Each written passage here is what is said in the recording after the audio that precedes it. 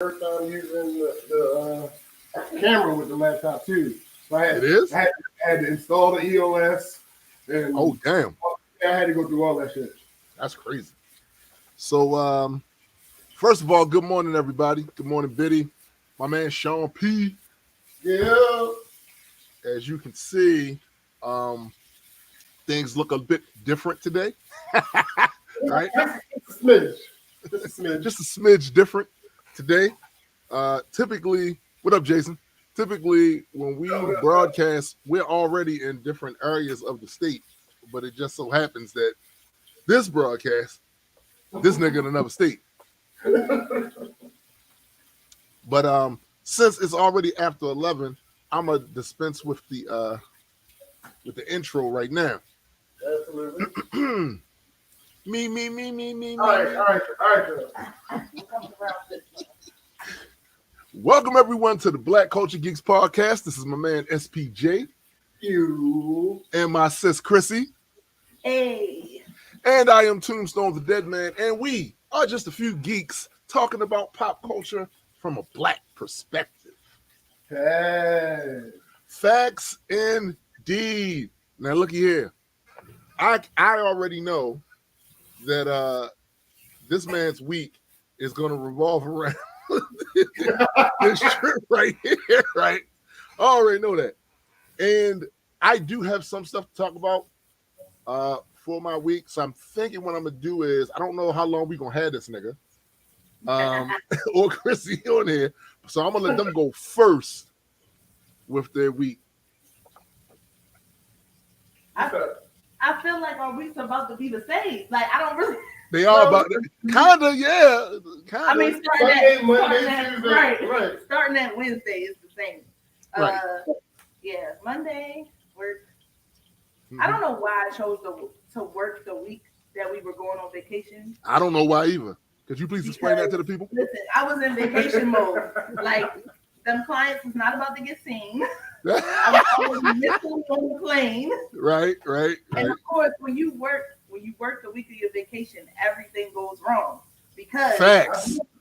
Everything is just trying to set you up for the fact that you're about to be on vacation. You won't work for this vacation. Oh, shut up.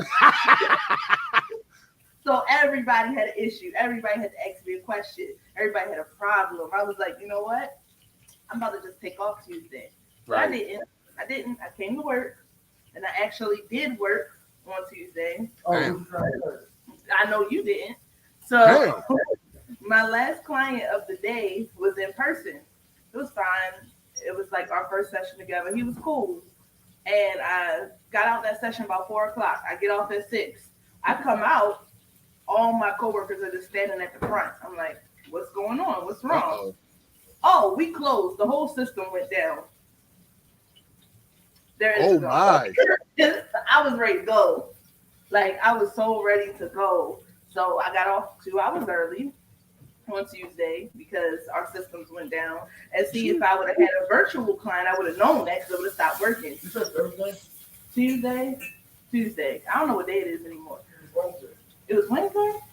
Yes. Oh, right. Yeah, I worked Wednesday. It was Wednesday when it happened. Damn. So yeah, I don't know the days anymore. That's type vacation I want. I don't even know the day. Right. I woke up this morning and I was looking, unfortunately, at my pill container, and I was like, what day is it? Like, I don't know what pills to take. So, yeah, I'm in vacation mode. But no, after that client left, we got out of there, finished getting my stuff together. Right. And now I'm on vacation. Like, the sounds good to me. Vacation, yeah. Like, going to the airport, driving to the airport, because I've never done that before. So it was easier than I thought it was going to be. The flight, what I meant was my car made it to the exit. It's worse because he's here. So, like, yeah, I know. I didn't say nothing though. You ain't had to. Well, anyway, the car made it to the airport somehow. It drove itself. And okay, bet. And then the flight was on time, and the flight was only like 58 minutes, which is good for me. I don't like flying. So works for me. But I feel like James like made people think I was about to be on the plane freaking out, like made our friends think that. And I'm like, no, I'm cool. I just don't like flying. Like, you'll be okay. I'm like, why would you? I'm fine. I'm fine. I literally just sat there quietly until me and Tiffany started talking. Like, I'm just on my phone. I don't freak out or anything. Just let me know what's my phone. He about to. I'm going in the room. I'm not going to talk about the vacation because I'm going to just let James do that. Okay. Most of it's the same. Yeah. But I'm probably going to do the same thing and come in the camera because I know. So, yeah, that's my week so far. Awesome. SPJ, surely you have a week. Hey, yo, no, we're not doing that. Yo, I told y'all last week, I was in vacation mode then. No, there were things that people were talking about they needed done. I referred them to the James Davis that will exist in about a week and a half. Oh, damn. I told them they had to wait to talk to him, though, because, you know, he wasn't available. But, so, man, I'd have grabbed the time stone so damn quick. I'm a man of my word. I'm a man of my word. I hate that Joker shit. That's why you here move. Yeah, Monday. I still was fighting that whole. Do I do this thing, this creative thing, or do I not do this script? That shit was still happening. And here's the correction. Okay.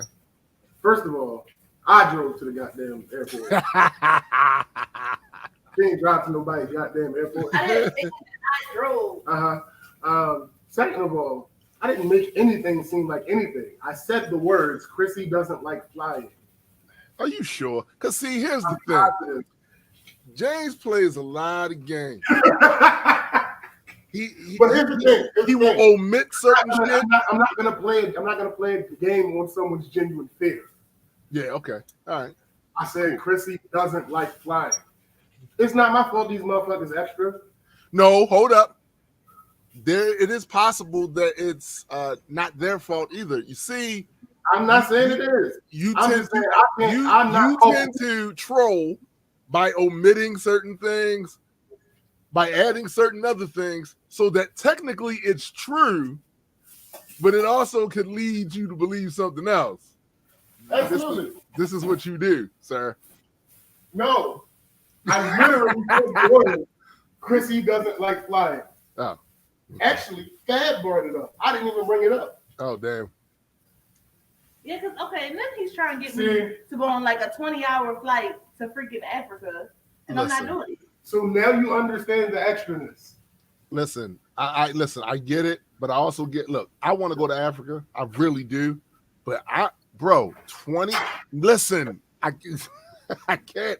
Look, I flew out to Seattle when I was mad at that. Like, yeah, bro. I was mad at New Orleans, and that was like 2 hours. So look, man, I didn't say it was comfortable. I didn't say it would be comfortable. Are we doing first class? Because we do first class, then all right, cool. Not first class, but it has to at least be business class. Yeah, at least. I need some rum, man. Man. But here's the thing. I don't know entirely because I haven't done it since I was a teenager. Oh, it's about 18, 20 hours. Yeah. Yeah. I'm talking about the experience, not the time. Oh. It was 1998 when I did it. So, like, I don't know how different the experience is now. Bro, it couldn't be so much, right? I mean, like, that's what I'm assuming. It's pretty much the same. Assuming it'd be very similar. Right. But, so, yeah, like you said, the flight was cool. Little light 58. Yeah, you 58 standing in our heads. That ain't shit. Right? Yeah, that ain't shit. As soon as we got up there, like, okay, we starting to descend. That's what it felt like. I love that shit. I love that for y'all. For real. Like, for real. I was like, oh, I'm like, at a certain point, I was like, yo, it don't even make no sense for me to even attempt to sleep. Like, Right. But the biggest issue, which wasn't really an issue, is that when we landed, we still had 6 hours before we could check into our. Oh my, yo, that's whack. Yeah, it was annoying. But 6 hours? it was what it was. We had to deal with it. There was a proposed alternative for early check-in, but it cost more money. And the thing about it costing more money. Well, no, it's not just that. I didn't even broach it to them. The thing about it costing more money that was the issue for me was I've done this enough. Yeah. I've gone to enough Airbnbs. I know that 9 times out of 10, when you do it the way that I do it, the host will tell you early that you can come. Right. So I'm not about to spend extra money when I know it's likely that you're going to tell me that I can go early. Like, that just don't make no sense to me. So, and that's exactly what happened. Look, earlier than it took, she messaged me like, hey, great news. And I'm like, yeah, I know what that is. I already know what that is. But the way Myrtle Beach is set up, right? There's Myrtle Beach and there's North Myrtle Beach. So I was so proud of Marcus. Listen, I was so proud of him. I had sent him the address like 2-3 days before the trip for something unrelated. And he was driving. And instead of asking me the address, he went back and found his goddamn self. I said, hold on, what's happening? Why does he have his phone in his hand and why are we moving? Like, wait. Because he know where he going, nigga. But oh shit. No, we didn't actually end up in the right place. Oh, but it wasn't his fault. It wasn't his fault. It's because there's a Myrtle Beach and North Myrtle Beach. They both happen to have, what is this, Ocean Boulevard? They both happen to have an Ocean Boulevard, and they both happen to have that address on the Ocean Boulevard. Oh, damn. And the airport is in Myrtle Beach. So it took us to the one in Myrtle Beach instead of. No, I'm not talking shit about you. Come here. Immediately, he was like, wait a minute, I heard my name. He was giving me accolades. Right. Yes, Mark. I was just making sure. I heard the directional bullshit that happened yesterday. I was like, wait a minute. That wasn't my fault. I didn't say it was your fault. I said it was not your fault. So, like I said, it wasn't his fault, but we ended up at the absolute wrong location. Right. And then I was like, hold up. Let me find what the name of the place is. Wait, even before that though, we went to what, 3 different ones? Yeah. Oh damn. Because all right, so once we got to the first one, it clearly wasn't the right one. How you know? How did you know it wasn't the right one? Because the directions for the parking garage were go to the 3rd floor and look for the assigned spot. Okay. And the one that we were in, there were no assigned spots. So I'm like, all right, that's not it. Then the second one we went to wasn't open. And then the third one we went to, there wasn't a 3rd floor. So I'm like, all right, hold on. And so I look at the picture of the place and I'm like, all right, yeah, I don't see this at all where we are. And then I looked at the name of the place and then I put that into maps and it was like 35 minutes away. I'm like, God damn it. But yeah, small thing. We only ended up being, I want to say, 20, 25 minutes past the time we were actually supposed to check in. So it's not like we wasted a lot of time or nothing like that. We did see a bunch of plantation shit. Nah, see, y'all should have came through with torches. It's been like, fuck that. That's their thing. Torches and folding chairs. Folding chairs, yes. All right, I got you. That, we won't be back on board, baby. Then we did we did beach shit, but not. I saw the pictures. God damn it! I saw the pictures in the video. God damn it! I'm just listen. You work hard, so you can vacate hard. Listen. I'm just saying, like, you work hard so you can vacate hard. I'd rather when I'm on vacation. I mean, it's not. it ain't like I'm out here being lazy. I'm fucking cooking every day. So like, it's not like, but I'm enjoying my vacation. Yeah, that's a problem though. What? That's a problem. See, I know the type of vacations you like to take now. Absolutely. You know, like the one we had in Belize, where we ain't do Absolutely. shit. The most we did was drive that fucking golf cart 25 minutes to get into San Pedro. That's it. You know what I'm saying? So you're still over there being Chef Boyard Black. Well, the thing about it though is I don't really mind cooking for I prefer cooking for other people than I do cooking for my goddamn self. Like I haven't cooked in my apartment since the Jamaica trip. Oh shit. So yeah, like I don't really, because a couple reasons. One, my kitchen is so super small. Right. So it's not really feasible. And two, it's just me. And I don't really like cooking small portions, yeah. It's weird. Like I don't gotta cook huge, but I don't like cooking small. Right. I feel you. And then we've been here and we've been chilling. And there's been food, there's been alcohol, there's been the cop blowing up on the beach. Oh, Marcus. What? You want to tell your cop story? What? The popo? The man? Kinda. Come here. I'm washing my face. God damn it. So this nigga, we on the beach, and this nigga ascribes to the phrase "suns out, buns out." So we're on the beach, and we chilling. We ain't being rowdy. We ain't interrupting nobody. I got the speaker on, but it ain't loud. Right. Like we chilling.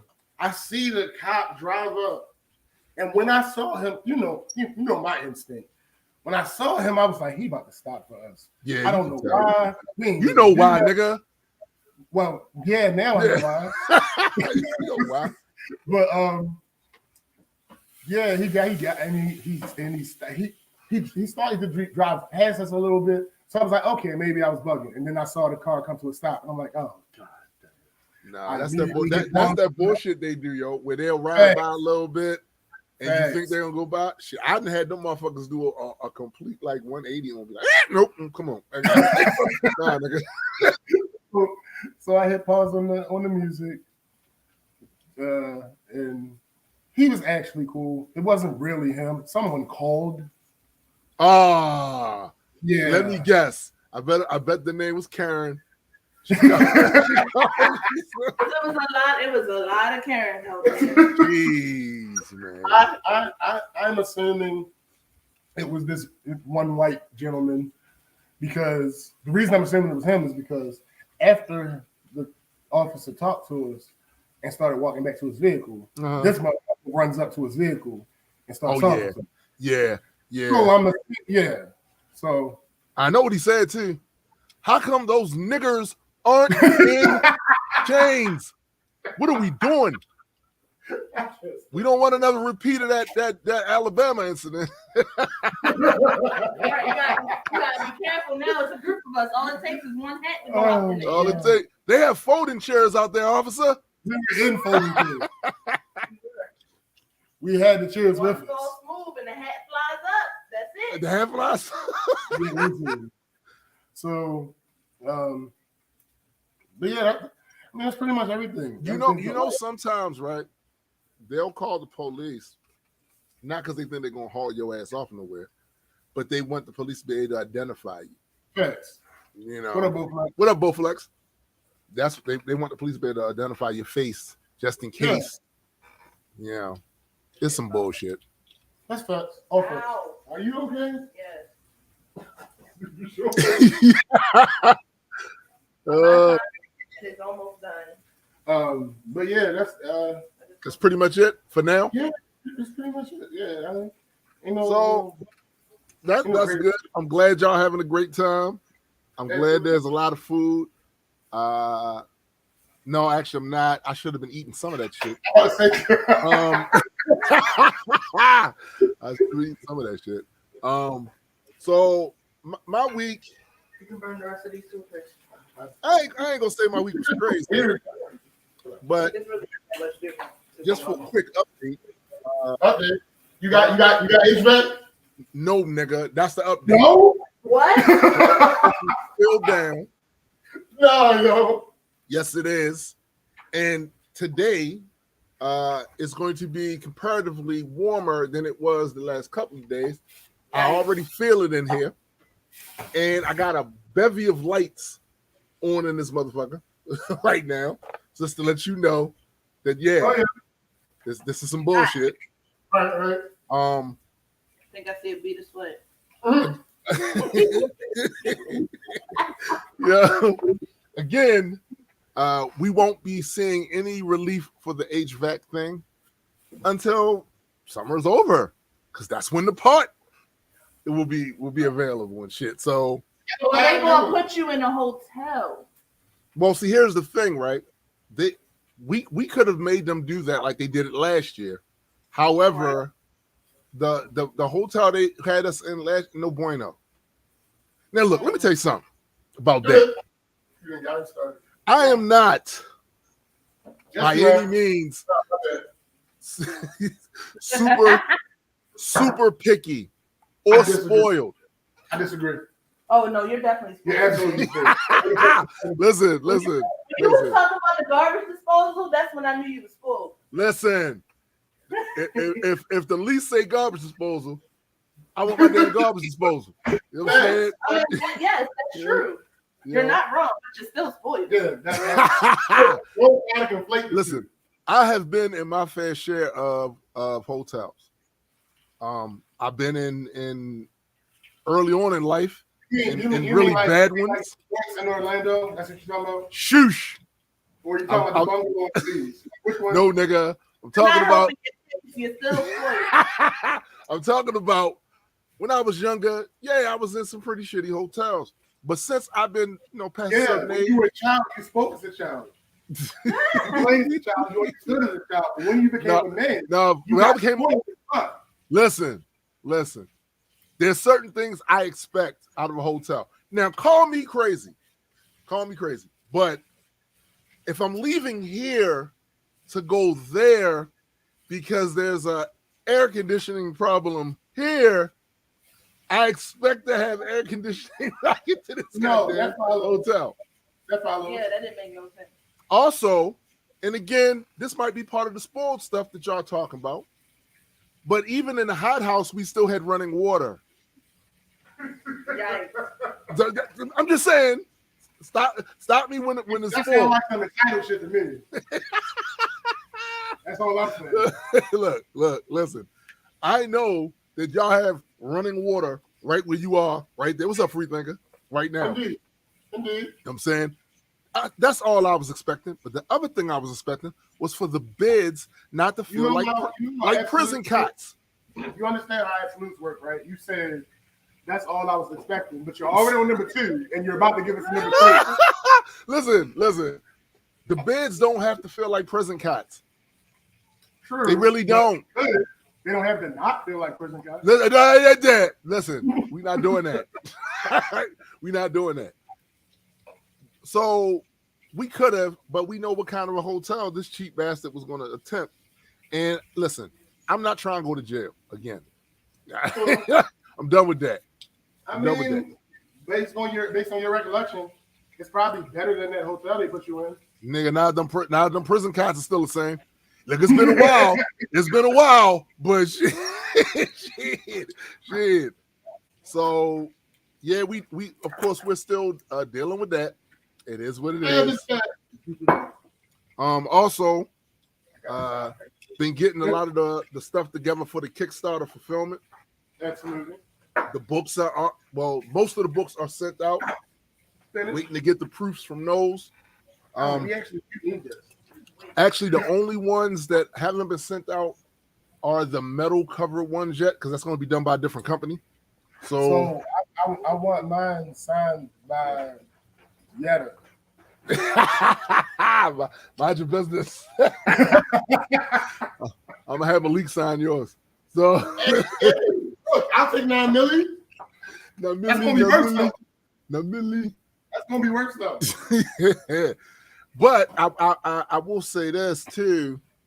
You know, I now understand why editor-in-chiefs on the radio. Oh no. I understand why editors-in-chief yell all the time. Typically in comic books, the two most famous editors-in-chief are J. Jonah Jameson, Daily Bugle, and Perry White, the Daily Planet, over Superman's boss, right? They're always grumpy. I know why now, bro. Dealing with printers, dealing with all of the shit that comes with that is enough to make you yell and be grumpy all the goddamn time. right. From the miscommunications of, excuse me, we only charged you for such and such and such and such, but did you want such and such? Look, I said what I said. Stop emailing me until you're about to tell me you about to send some shit out. Facts. Out of my face. But the trading cards are here. The mini prints, large prints, and like I said, we're waiting on the books and the sketches. That still have yet to be done. What we're trying to do is at least by the second week in September, hopefully, start shipping some of those out, which will be dope as fuck because that's fairly fast for fulfillment with a Kickstarter, and that's kind of how I want us to be. Not only that, also it'll be right before the next Kickstarter. Exactly. And that's always a plus too, because I'm definitely going to be using those books. I'm going to be using the proofs as marketing material. Shit. Definitely going to be doing that. I saw Blue Beetle. Oh, shit. Yeah, I saw Blue Beetle. Now, I'm going to do a full review on it on the Majestic Musings podcast. But what I will say right now is that it was a fun film and probably one of the better ones of DC attempting to ape Marvel. That's not really hard. That's not a high bar. No, it's not really that difficult to do better. But when you're trying to, sometimes when they try to ape Marvel, it don't be working. True. It don't be working, right? So I feel like this is one of the better ones where they were definitely aping Marvel. Like ain't a whole lot to it. You know what I'm saying? They was definitely aping them. But I felt like it was pretty good. I had my misgivings, but like I said, I'm gonna say that for the review on the comic book podcast. Also, just a heads up for everybody, we're concocting a rather sizable podcast for the Metas and Mutants over there with Super Side Guy. Right. That should be fun as fuck. But don't expect that before mid-September, I believe. Yeah. Something like that. Yeah. Well, that's going to be in 2 seconds. I know. At this rate, that's mostly it's like 3-4 weeks away. Facts. Crazy. But yeah, that was pretty much my week. Nothing super crazy, but I'm just happy to see the chains being moving, because when it comes to editing them damn books, just when you thought you got all the typos, nigga, you ain't get all the typos. you ain't get them. You ain't get all of them. You know what I'm saying? Now, because SPJ is on vacation, I took the liberty of coming up with kind of the show. Like I said, I don't know how long we're gonna have him. And this show's not gonna be as long as it typically is. No. That's not a thing. That's not a thing. Because that's why you see the title of this Dog Day Afternoon. Yeah, it's gonna be like that. like no. No. What up, Lost? It's not the ministry for the day. Yeah, it's not. It's definitely not the ministry at all. I think the first thing we should talk about is the elephant in the room. What are you talking about? What you trying to say, nigga? I'm about to show you. So first thing officially the show wants to do is give our official condolences to the family of Terry Funk Absolutely. and Wyndham Rotunda, aka Bray Wyatt. Right. No, Sean P. They not resolved at all, bro. They not. That's why it's gonna be a dog day afternoon. You know what I'm saying? That's why. But yeah, like last night, WWE SmackDown did their tribute. Yeah. I thought it was done tastefully. You know what? You know what I'm saying? Here's the thing. So ahead of it. So first of all, when Terry Funk died, Mm-hmm. I was like, my first thought was like, this is sad. Not But for he's the like obvious- 80 something. No, not for the obvious reasons. Right. This is sad because we won't get a tribute show. Facts. What happened is, for anybody that doesn't know, when wrestlers would die, for the longest time, anytime they would die, WWE would do a tribute show. Yeah. Full show. Whatever storylines, whatever feud, Facts. they had it that night. Facts. It was going to be the full show, and there was a memorial. But they did one for Chris Benoit. Yeah. And when they did one for Chris Benoit, like 2 days later, everybody found out. How? Yeah. And they swore to never do that shit again. Right. So when Terry died, I was like, dang, he's not even going to really get the flowers that He really deserves, bro. yeah, He like really deserves. so much of the business is through his blood and his fingerprints. Yes. But then when 2 days later, I see that Bray died. Oh man. I'm like, yo, their hand is forced. They have to. They do it. have to do something. They have to. They have to do something now, particularly because of who Triple H is. Like Yes. how he feels about Terry Funk and Yes. how he talked about Wyndham. So it's like Yes.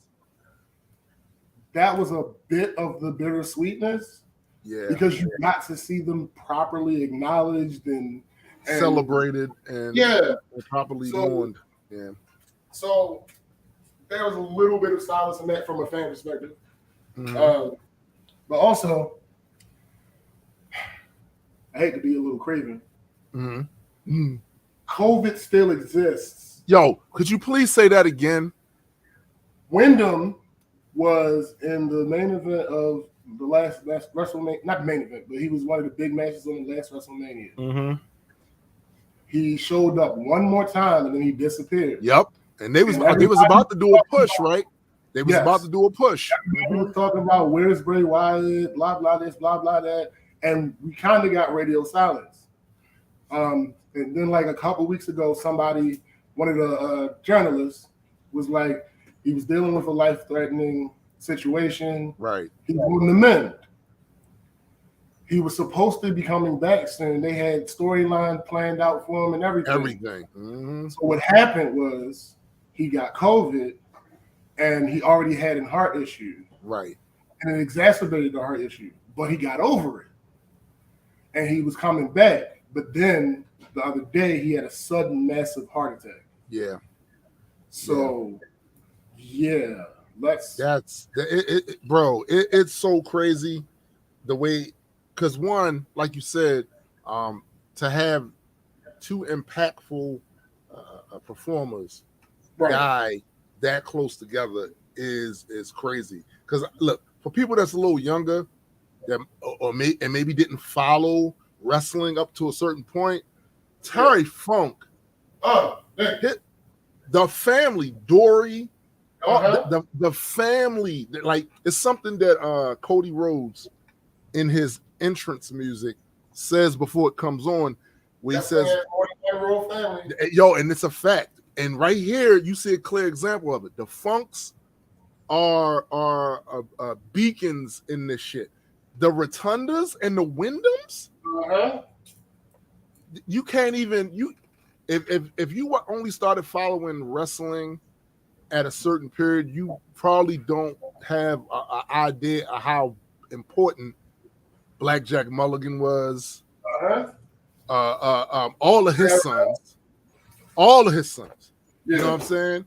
Like they definitely made their mark on the sport, and to have these two people pass away coming from these families, it's a big deal. Because man, I got so many memories of Terry Funk, the Funker, like long before he came in the Attitude Era with Mick Foley and took the belt from New Age Outlaw. I'm talking back when him and Ric Flair was beefing. He took the belt from Rick. The funny shit he used to say in his promos, even in the middle of the ring, they had the I Quit match, and Ric Flair had him in the goddamn figure four. And he was like, my leg, it's breaking.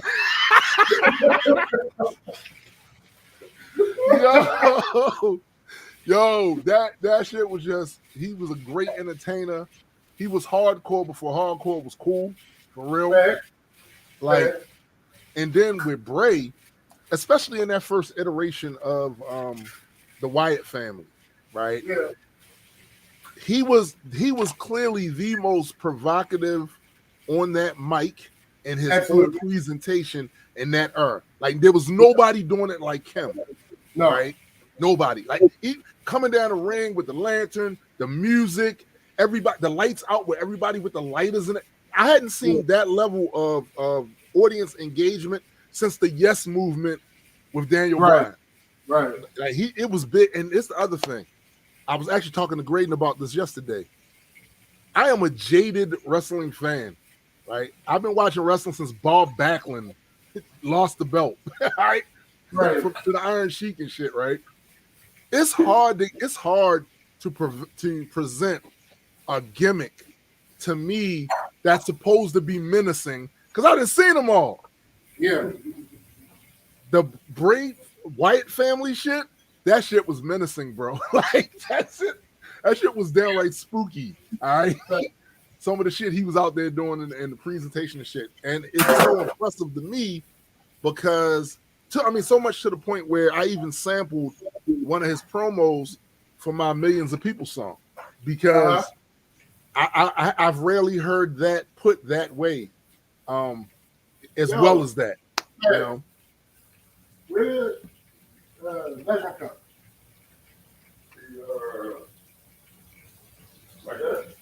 Yeah, man. Like we're definitely gonna miss Bray. Something that Napalm said when I talked to him about it, he said he felt like that they didn't always handle Bray's creativity properly. Now I told him that's not their fault. See, that's what I told him. Yeah, his shit is unprecedented. Like, there's never been anything like him. Yeah, and even Triple H said in an interview when he was coming back, when Bray was coming back, he said that Bray is the type of creative mind that needs a filter. Right. Like he'll have 100 ideas coming at once, but it's only a few of those ideas. Right. Only a few of them they can actually do. You know what I'm saying? You know only a few they can do. That's the kind of mind he had. And for real, I always felt like he was in the same lane. He potentially was going to be in the same lane as a Mick Foley with the mind of how to present his character. Jake the Snake. Yeah. Just the psychology. He was good at that shit. He was good at it, man. So we lost something. We lost something with him, bro. We lost something with him. 100%. So like we said, officially from the Black Culture Geeks, condolences to the Funk and the Rotunda family. And also for all the people that worked with them and actually knew them, condolences to y'all too, because I've seen quite a few interviews now. Oh yeah. Yeah, yo, it's bad. Especially, when it's one thing about Terry Funk, it's sad, but he was also an older man, and it was coming. Right. Like Bray was 36 years old. He was a fucking kid. Yeah. Nigga was born the year I graduated. Right. So that shit, that definitely hit people. Just crazy. So I actually, before we get off of this, I wanted to read this little bit of this article about last night, about the way they honored him. WWE honored the lives of Bray Wyatt and Terry Funk with a moving tribute prior to its Friday Night SmackDown show after the wrestling icons both passed away this week. Former WWE champ Wyatt, real name Wyndham Lance Rotunda, died at the age of 36 after reportedly suffering a heart attack, with Triple H announcing the tragic news on Thursday. In light of the Fiend's death, John Cena shared an emotional tribute to his on-screen rival and admitted, Wyndham brought the best out of me in so many ways. His death came just one day after hardcore wrestling legend Funk passed at the age of 79, sparking tributes from the likes of Ric Flair, Mick Foley, and Dustin Rhodes on social media. Prior to SmackDown on Friday night, WWE paid a tribute to both Wyatt and Funk by conducting a minute's silence and its traditional 10-bell salute. Commentator Michael Cole said, tonight on Friday Night SmackDown, we will honor the legacy and celebrate their lives. The lives of two incredible men who have touched all of us with their passion, their creativity, and their spirit. The likes of Triple H, Cody Rhodes, Bobby Lashley, and Eric Rowan. Yo, and that's the other thing. So we lost Brody Lee. Yep, 3 years ago. 3 years ago. And I was always a fan of Brody because he reminded me of he was the reincarnation of Bruiser Brody. He looked just like that nigga. Same body type, same aggressive style. I was like, oh, I see big things for him, and then we lost him. So that sucked. But I'm glad Eric Rowan, got to be there. And I could tell he was trying to really hold it back, bro. Because when the camera like flashed on him and shit, it was like I could tell he was trying to hold that shit back. SmackDown also held a separate tribute solely for Wyatt, who previously reigned as its tag team champ, along with Luke Harper and Randy Orton under the Freebird rule. After showing a montage of his best moments in the WWE, cameras panned to an empty wooden chair he was renowned for sitting in before fans broke out into a poignant rendition of his theme song, He's Got the Whole World in His Hands. There was also a separate tribute for Funk, whose career highlights were also displayed in another emotional video. SmackDown also announced that they will be holding a Terry Funk hardcore match later in the show to commemorate the fallen legend. Wyatt's death was first announced in a post on X by WWE Chief Content Officer Triple H, who said, just received a call from WWE Hall of Famer Mike Rotunda, who informed us of the tragic news that our WWE family member for life, Wyndham Rotunda, also known as Bray Wyatt, unexpectedly passed earlier today. Our thoughts are with his family, and we ask that everyone respect their privacy at this time. I think that's enough. That's enough. But yeah, man, shit is sad all the way around for real. Absolutely. So something else I thought was just to lighten the mood a little bit. I thought that was pretty hilarious. So I'm sure a lot of you, if you've been paying attention the last week or so, there was a country song that came out called The Rich Men North of Richmond. And in the song, apparently the guy was taking the political class in D.C.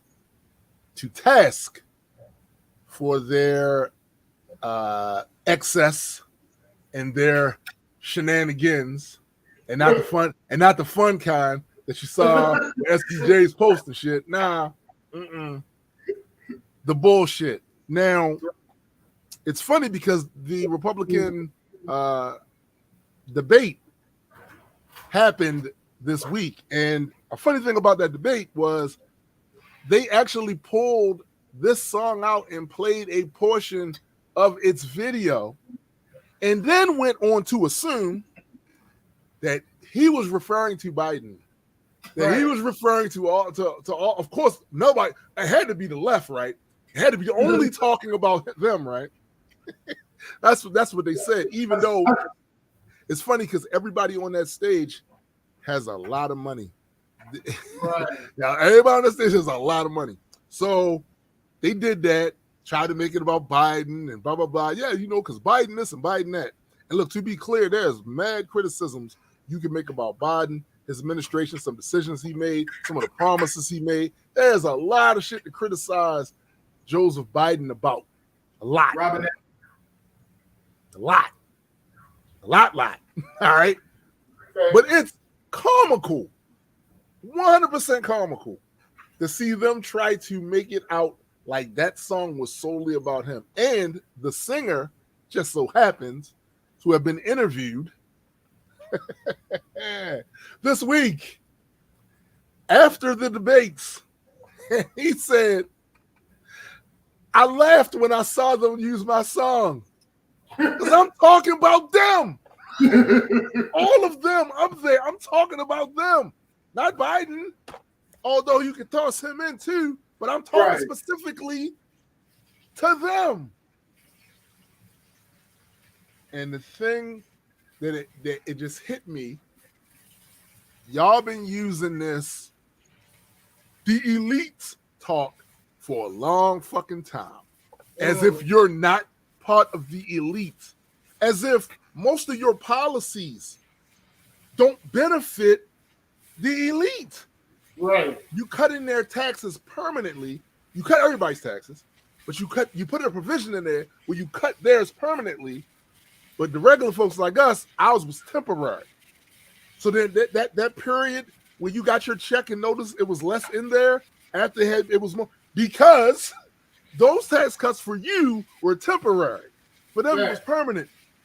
They were talking about your ass, and you up there acting as if we for the people, for the poor, and for the disenfranchised. Solidarity, my brother and sister. Fuck out of here, you country club ass motherfuckers. Fuck out of here. What up, Spendy? It was utterly hilarious to see that. Now I know what's gonna happen, and I know SBJ knows too. He's gonna get all kinds of negative engagement now. Oh yeah. Because it wasn't, trust me when I tell you, it wasn't the Republicans that was up there on that stage that were the only ones that took that to mean he was talking about, Biden and currently the administration up in there now. Right. No, it was people. I saw it all online. All of that positive shit that he was getting, that shit about to flip. Them same people that was celebrating his song are going to be on some bullshit, just like the same people who thought the song was bullshit. I'm going to keep it 100 with you. I thought that's what he was doing too, and I'm going to tell you why. It's country music. That's what I was about to say. So you can't say to me that you automatically assume that he was talking about Joe Biden, but the whole try that in small town ain't about. Right. Funny how that works. Yeah. Kind of funny, ain't it? Kind of Yeah. funny. Yeah. But I thought it was hilarious, and I'm waiting to see the backlash because I know it's coming.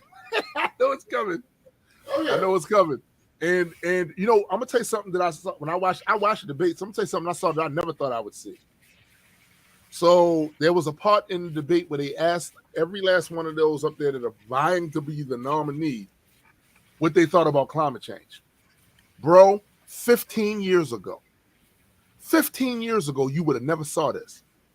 They asked them, how many of you think that climate change is heavily influenced by man's activity on the planet? 15 years ago, 10 years ago, hell, 5 years ago, not a single one of those Republicans would have raised their fucking hand. Basically all of them raised their hand except for one. And that was the young Indian dude, Vivek Ramaway. I think that's how you pronounce his last name. Not only didn't he raise his hand, but then he went so far as to call it a hoax. This is the thing. This is the other thing that you would have never saw before. He got booed in a Republican hall. Yes. They booed his ass. You know why they booed him? I'll tell you. We've been seeing the results of this shit. Right. We've been seeing this shit. Like motherfuckers in New York all the way down here to Maryland was experiencing the air being trash because of the wildfires that was happening in Canada. All of the wildfires you see happening in California. The wildfire you just saw happen down there in Maui. Yep. And your goofy young ass, who's trying to use that as a selling point for your candidacy, because all these people is old, right? Mm-hmm. They old. Yeah, I get it. But the expectation, though, from somebody like you is that you would not think like that.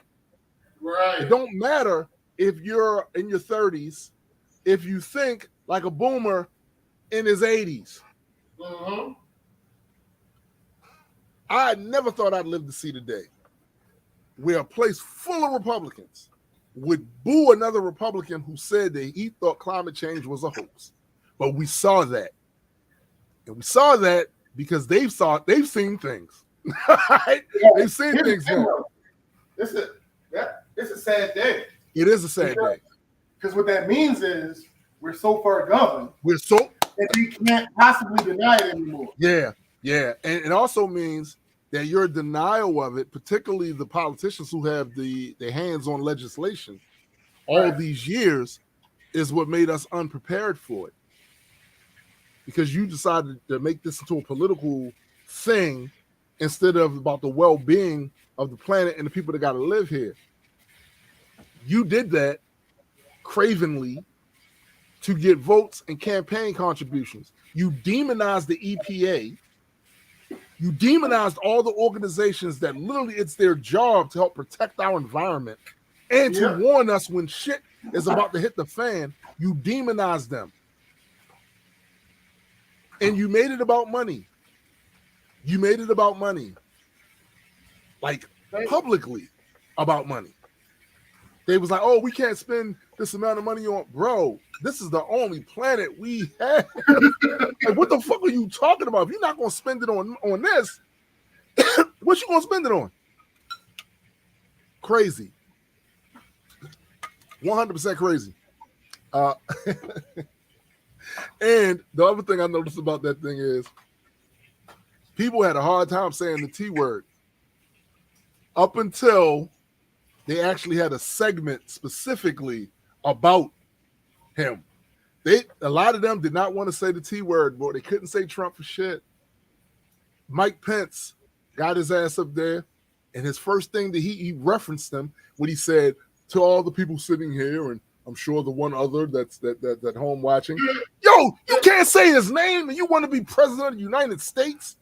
Right. What kind of punk listen, I am not accustomed to fighting like this. This is not the way you're supposed to fight. Right. See, when the fight is on, it's on, nigga. Not only am I saying your name, I'm saying your mama's name. I'm talking shit. Throw hands. We have engaged. Throw hands. So I'm used to politics. You know what I'm saying? Listen, put your hands up. It's on, right? So I'm used to in politics, especially during the selection process of who's going to represent what party. They're supposed to go ham. You're supposed to be trying to discredit. This is battle rap just on another level.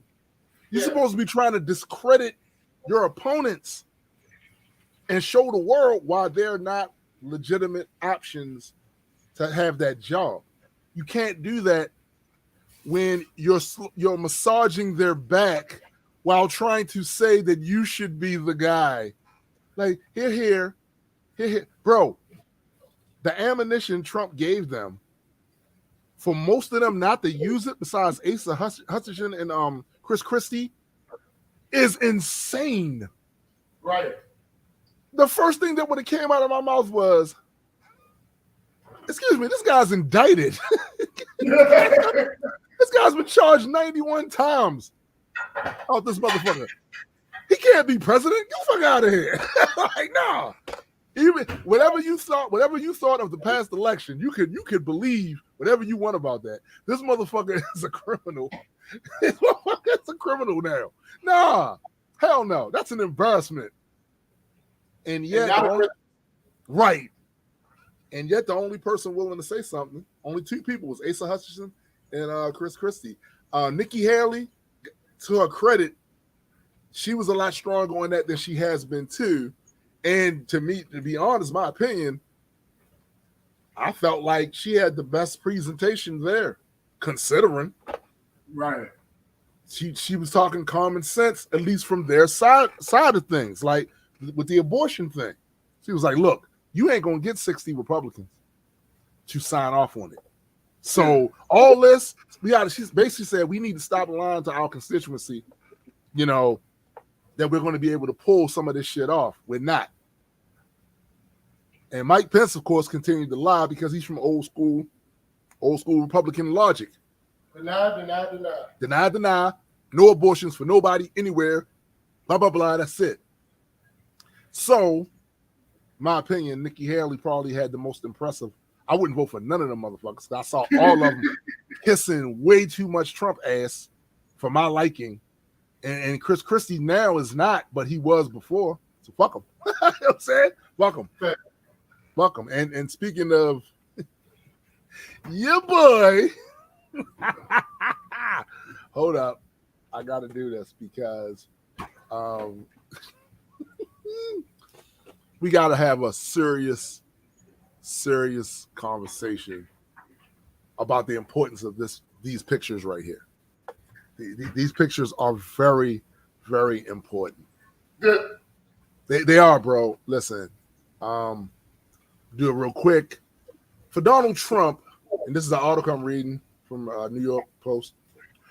For Donald Trump, racking up dozens of felony charges comes with one silver lining: getting a legendary mugshot. Trump surrogates began hyping the photo immediately after his first indictment in April 2023, with his daughter-in-law, Laura, predicting it would go down in history as the most famous mugshot ever to exist in America. Now listen to me, folks. Listen to me. This is fucking disgusting. You can't point your finger at any other countries and say, Banana Republic, when you have a country here where there are actual people that expect to be taken seriously celebrating a fucking mugshot. Yeah. Of a former leader of the first world. Are you fucking kidding me? How is that not embarrassing? And mind you, people that are members of the so-called law and order party who criticize, bro, it's ridiculous. It's not embarrassing in the sense that it's only not embarrassing if you're not serious. Facts. This shit is embarrassing, bro. Like, all right. So it continues, but Trump was denied his close-up. He was booked with no photo in his first 3 arraignments, and his campaign resorted to selling merch emblazoned with a fake mugshot. However, However, the 4th time was the charm. Trump was photographed inside Atlanta's main jail on Thursday evening, just like his 18, say it with me, folks, 18 co-defendants in the Georgia election interference case. After arriving in Georgia on his private jet, Trump was whisked by a police motorcade to the Fulton County Jail, where he surrendered and was briefly taken into custody as inmate number P01135809. Officials entered his mugshot, fingerprints, and physical description into the jail's books, listing Trump's height and weight at 6 feet and 3 inches tall and 215 pounds. There's a meme going around, right? To the left, it was a picture of Donald Trump, and it said those measurements. And then on the right, it says Lamar Jackson is 6'3", 215. Yeah. And he's like, look at that, look at that. Yeah. Yo, bro, the amount of cap, Bro. like the amount of shamelessness. Like, we ain't all seen your golf pictures. Come on, B. Come on, B. Now, far be it for B at 6'1", 250 pounds, right? Sure. Right? To ever talk about somebody else's weight issues, right? But this is laughable, and it's a symptom of a larger problem of people like him playing in your face. And to that point, SBJ, playing in your face. I saw too many regular people mad about the fact that this man had to do the indignities of a mugshot. Had to go. I'm like, are you fucking stupid or are you dumb? Both. This is something worth celebrating, and I don't care if it's Hunter or Joe Biden. We should be celebrating because there is a two-tier justice system here.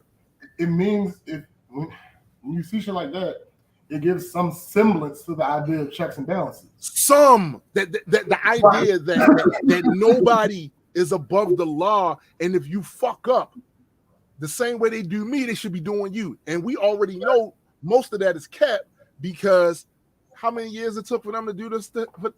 How much shit he had to pull before they did all of this shit. The shit is crazy that I see regular people. They know indicted, and federally indicted. Bro, he literally had to do all that. Me, if I jaywalk, right? Nigga, if I jaywalk and get caught, facts. Come on, bro. Like it has never really truly been equitable. And when I see people on that side of the fence talk this two-tier system of justice in regards to him, I say, motherfucker, we was telling you about the two-tier justice system for how long? How long? And you looked at us and said, don't do the crime and you won't do the time. Well, I'm saying it now to him. And by the way, something else I was very happy to see in the list of the mugshots, this guy right here, Harrison Floyd, leader of Black Voices for Trump. Fuck him. You know why I was happy to see that? Because he's the leader of Black Voices for Trump. That. Also, y'all niggas gonna learn.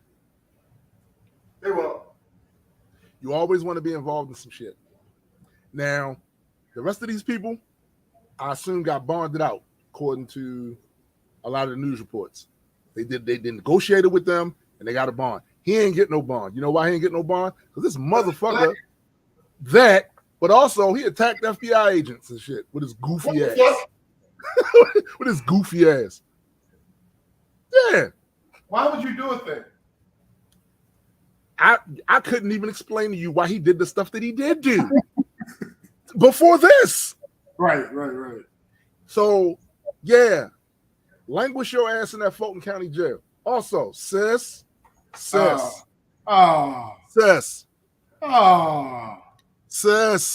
Come on, bro. And you got nerd had that Joker ass grin.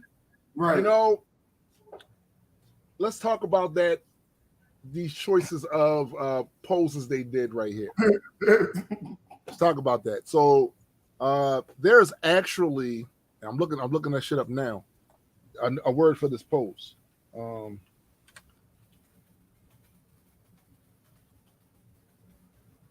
Does that shit look just like the motherfucker from The Shining?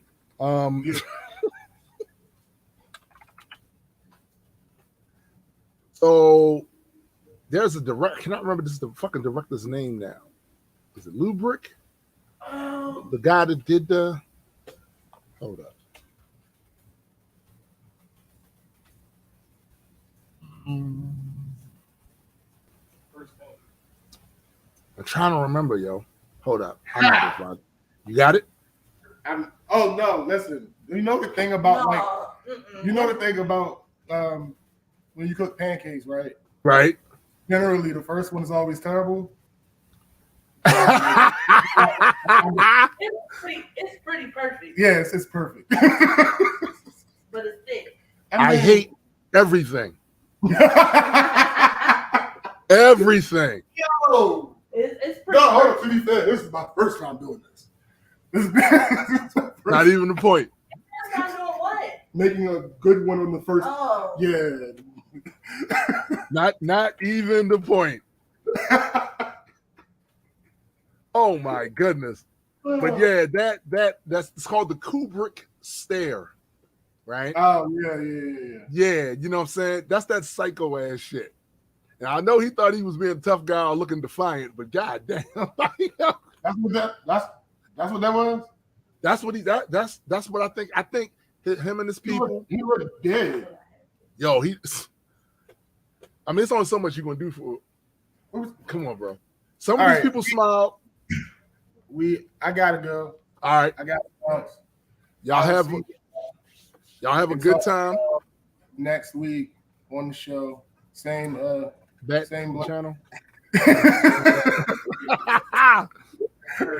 right, y'all. Peace out. All right. Peace. See y'all. See you, Kristen.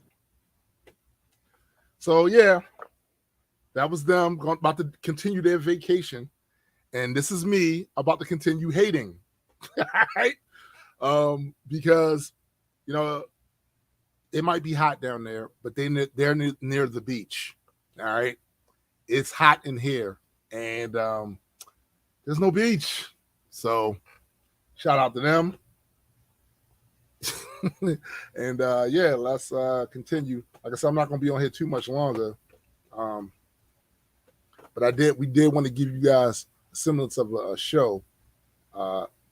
I think what I'll do before I leave, though, is let's do a Am I the Asshole for the road.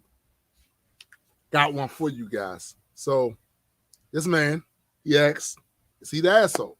So he has a job that pays, says a job that pays $100K. Wife complains, I need a different job because I don't make enough money to support our family. I told her that's ridiculous. So this is what he writes. He says, my wife has been telling me for multiple years to get a job that actually pays a living wage. My job pays me $100K a year. I have 4 kids and we are late on paying bills almost every month. Today, my daughter got a huge glass of milk, and I had asked her not to drink milk since it's expensive, and we need it for the meals we have ingredients for.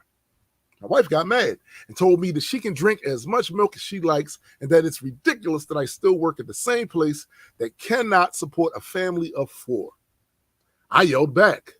I told her the only problem we actually have is how much she spends on selfish garbage, and she has no self-control and just buys whatever she wants. And that is her that is not supporting this family, and it is her that doesn't have a job. She says she will never respect me because I won't do what needs to be done like a real husband and father would, which is AKA quit my job and find one that makes what she considers a livable wage, $250,000. I told her she's out of her mind, that $100K is a lot of money and way more than most people will ever make. She told me to hire a CPA. When I said I can't afford that, she said, with snark, followed by a whatever, dude. Am I the asshole?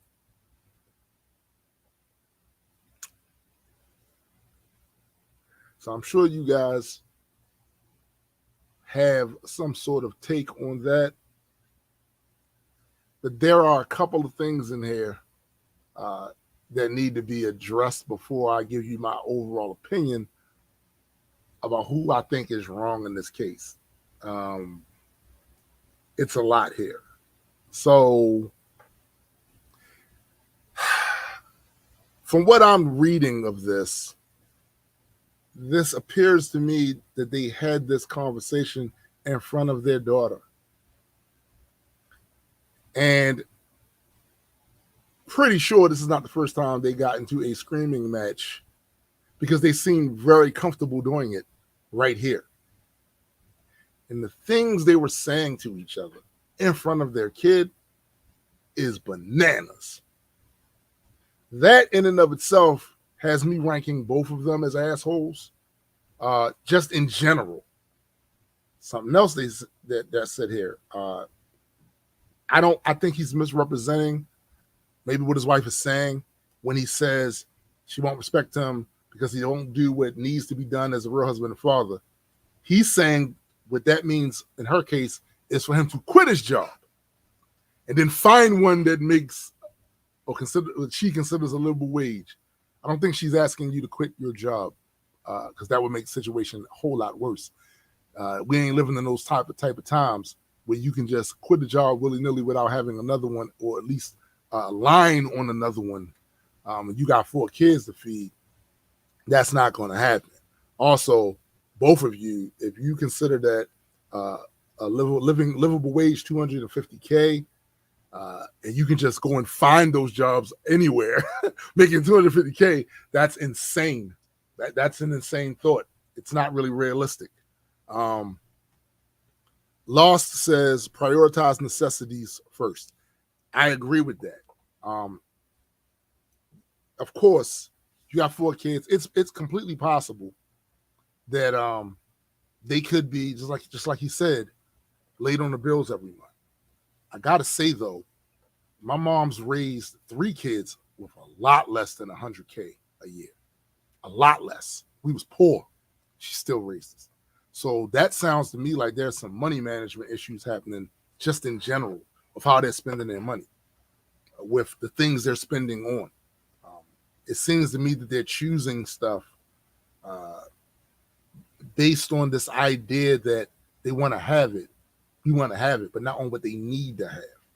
Because $100K, like I said, my mom's raised 3 kids on less than that. You know, so maybe he's right when he says that she's overly spending, because if that's her idea of 100K, is her idea of not a living wage. Sounds like to me that she might be spending a bit too much money. He's asking if he's the asshole for. Let me get to the original post, because he told her she's ridiculous when she said that he doesn't make enough money to support the family. I don't think he's the asshole for that, because I think with 100K you can raise 4 children. I think both of you are the asshole for having that conversation in front of your kids. What are you doing? Whatever happened to discretion? Where the parents, they got issues because they're adults. And adults sometimes have issues with one another. But you don't put that out there in front of your kid. Y'all go and have a conversation when the kid's at school or some other time when the kid's not right there in front of you. And him making a big deal over his daughter drinking a glass of milk, that seems a bit extra to me. Like, I think it's other things y'all could be cutting down on, right? Other than her daughter drinking a glass of goddamn milk. Really? You gonna bitch at your daughter about that? Y'all can get into an argument about that? Well, to be fair, I kind of feel like your wife was right in that regard. Come on, bro. Really? That's what you're doing? For my money, that's a good question too, Lost. So he didn't say exactly how old all of the kids were, but I want to look here and see if he mentioned the daughter specifically. Scanning now. No, he didn't mention the age of these kids, so I'm not sure how old they are. I do want to look at some of the comments, though, to see what other people are saying. Okay, so this one guy says, not the asshole, tell your wife she can cut her spending and or get a paying job, or you can meet with an attorney to see if paying child support would be cheaper and divorce her. Somebody responds to that, no, if he has 4 kids, child support will be ginormous. Someone else says,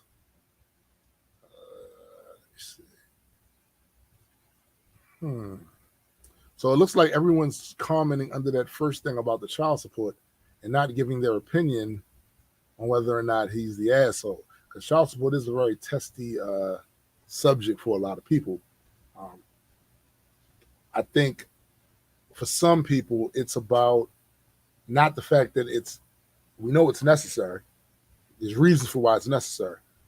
But I think the main thing is how it's applied, how the law is applied. I think that's the issue. Someone says, my husband and I are both in education, and together, after years of work and advanced degrees, we pull in about $125,000 a year. We only have 2 kids, live 45 minutes outside Atlanta, and both are competitive gymnasts. If it weren't for the help of my parents, I don't know where we would be. I used to think 100K was the magic make it number. After the last 3 years, it feels like pennies these days. Huh. That's interesting, because what I've often heard about Atlanta, and particularly outside of Atlanta, and those of you that might live in the area can correct me if I'm wrong, the cost of living is a lot cheaper outside of Atlanta, just outside of Atlanta. That's what I've always been led to believe. And then she said they only have 2 kids, but he says they're struggling. I don't know. Like I said, my perception has always been that the cost of living was a little cheaper down south, especially outside of Atlanta. Maybe not in Atlanta, but outside of Atlanta. Law says, if the talk is not a yelling match, then a little lesson on planning and budgeting for the kids can be a good thing, depending on the kids' ability to see the benefits of budgeting and meal planning. Yeah, absolutely. If it was that sort of thing, but it kind of strikes me that it probably wasn't that sort of thing, because she tells him in front of the kid, I will never respect you as a husband or father. That's a crazy bar to say in front of your child, to the father of the child. That's crazy. But I do agree with you in that sometimes it's good for the kids to see the lesson on the planning and the budget, but something tells me just by the reaction that they had with one another that there are other issues in this marriage. And to be clear, money itself can be enough. A saying that some of the OGs in the neighborhood used to always say to me, romance without finance is a damn nuisance. You know what I mean? So money itself can be an issue that causes resentment in a relationship, 100%. But it just strikes me saying some shit like that, like in front of the kid, I will never respect you as a father. Listen, arguments happen. Sometimes adults outgrow each other, right? And it's unfortunate because they wind up having kids, but they get these feelings that they can't be with each other. It is what it is. It happens every day. There's still a certain way you're supposed to conduct yourself when y'all having a conversation in front of these kids. Like that's crazy, because these are not things that the kids forget. Kids take this shit with them. They grow up, and those things are always in the back of their head. And it also colors the way they handle their relationships. So it's kind of wild. The lack of regard has gotten that far where y'all saying that sort of stuff in front of each other. Crazy. But yeah, I'm looking at, I don't see too many other comments here under that seem worthy of my time. Let me see. Oh, here's one from Dire Raven. He says, this is a sham. She should be economizing as best as she can, so there is plenty of money for needs and some wants. My husband and I both work and bring in nearly $150K a year together. We still need to budget and economize. I think that's, yeah. Even a 6-figure salary, you're gonna need to budget because it can get crazy. You can go overboard. We learned best how when making $40K a year as a family of 5. The husband was not working. One child, our eldest, is an independent adult, age 22, and another, our youngest, age 13, died. Our biggest problem now is after school care for our disabled son, which is age 20. But yeah, even at six figures, you still need a budget. You still need to. It's possible to go overboard. You're not rich per se. Mighty Mike Gleason, single geese is still a destructive geese. What's up, Discord? Discord says, if she says shit like that, it's time to end the relationship. I agree. And figure out where the kids land. Honestly, I'd fight for custody in that one. Yeah, no doubt. I'm definitely all on board about fathers not being so quick to just like hand the kid over. Now, if your situation is not one that can have you be in a position to be the custodial parent, that's one thing. But once you are, like, that's your kid too. That's your kid too. And if you see things happening over there on the other side that isn't productive for the child, it's not enough for you to say, I pay child support and use that as a way to badmouth the mother. You're the father. If you don't think she's raising those kids right, you have an obligation to those kids to get custody. That's just how it is. But anyway, I'm kind of sad because I see my man Mike up in here now, and I'm about to get up off of here. Yeah, I wish you'd have been here a little earlier, but you can watch the replay. SPJ was here, so you know, he was here. He is vacationing down there at Myrtle Beach, living his life like it's golden, eating good food and hanging out by the beach, which pisses me off immensely. But anyway, before I leave, let me remind you once again to go check out Jaded Nerd's channel, Jaded Nerd. Go check out Heard It Through the Grapevine with our sister Chrissy. If you haven't already, subscribe to the Majestic Comics YouTube channel and subscribe to the Multiple Entertainment YouTube channel. And do not forget Metas and Mutants, which will have a special episode with a bunch of us on there mid-September. I'll make sure you guys know about all of that. Also, do not forget that there's always music. Stream our stuff, share our stuff, and put our stuff in playlists. Do all of those things because it does help. And as I said earlier, for those of you that just came in, a lot of the books for issue 2 have been sent out for printing. The only ones that are kind of left are the metal ones because they're going to be made by a different company. But be on the lookout for that. I'll be sure to give you guys more information on that as I get it. I'm super excited for people to finally get their hands on issue 1 because I really feel like this is a strong issue, action-packed, all of that.